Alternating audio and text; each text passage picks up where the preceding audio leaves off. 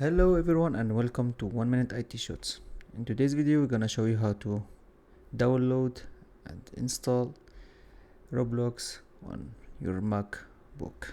So the first step here is go to Safari, type this, download Roblox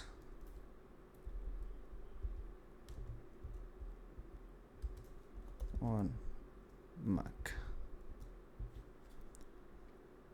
So we just click here on download and we just click here download Mac app.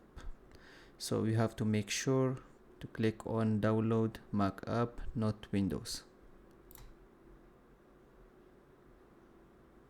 So we have to allow this, and here we can find the file that's already downloaded.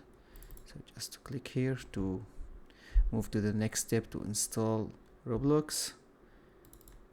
Double click to install, click on open.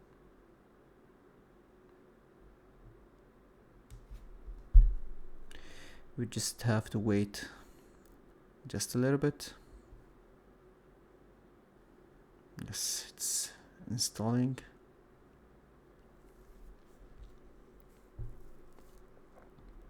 It might take a few minutes, so we just want to wait for it.